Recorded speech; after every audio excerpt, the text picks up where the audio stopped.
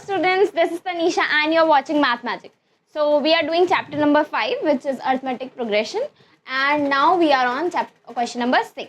तो चलिए start करते हैं. तो question number 6 में पूछा क्या है? Check whether minus 150 is a term of this AP. ठीक है, तो एक AP गिवन है एंड पूछा है कि माइनस 150 की जो टर्म है वो होगी कि नहीं होगी.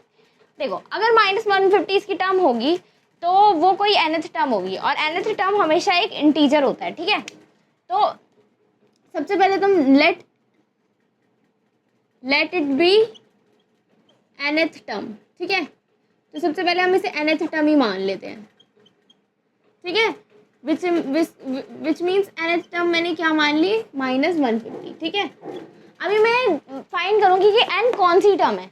अगर n की वैल्यू, n कोई first second third fifth 8 20th जो भी टर्म है तो वो n की वैल्यू हमेशा एक इंटीजर होगी. राइट, n ऐसा तो नहीं हो सकता कि माइनस 3/2 टर्म है. ठीक है, ऐसा तो नहीं हो सकता. n हमेशा क्या होगी, कोई इंटीजर होगा. राइट, क्योंकि काउंट हम टर्म्स को इंटीजर में ही करते हैं ना. Right, 1 2 3 4 5 6. It can't be minus 3/2 और 3/2. It can't be.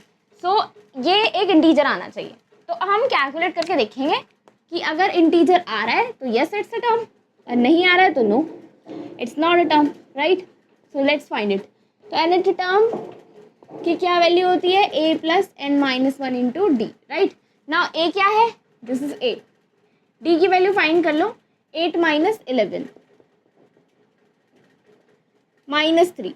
d can be negative also. Okay, ये एक फिक्स नंबर होता है, it can be negative also. d की वैल्यू आएगी माइनस 3. ठीक है, तो यहाँ पे पुट करेंगे nth टर्म माइनस 150, a की वैल्यू है 11 plus n minus 1 into D.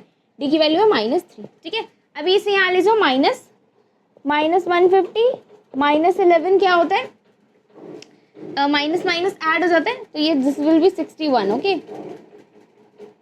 61 equals to n minus 1 into minus 3. ठीक है, अब ये मल्टीप्लाई में डिवाइड में चल जाएगा, तो minus 161 upon minus 3. Okay, now cancel it. 3 1 3, 3 5 15, 16. तो देखिए कोई कैंसिल नहीं हो रहा है, ये कोई पॉइंट में वैल्यू आ रही है. 3 5 15, 16, ये 11 आना है, तो 3 3 9, 10 11 0.36 18. तो ये कुछ ऐसे आ रहा है, माइनस नहीं plus 53.6 plus 1 equals to n. ठीक है, तो ये देखिए यहाँ पे कुछ डेसिमल वाली वैल्यू आ रही है, 54.6 इक्वल्स टू n. अभी देखो n की वैल्यू क्या है, 54.6.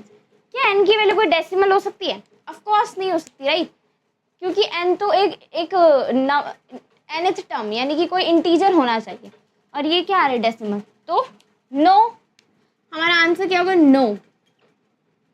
Minus 150 is not the term of this AP. ठीक है, इस AP की ये टर्म नहीं है क्योंकि n की वैल्यू फिक्स्ड होनी चाहिए. ठीक है, यहाँ पे डेसिमल में आ रही है. Okay, bye bye, thank you so much for watching.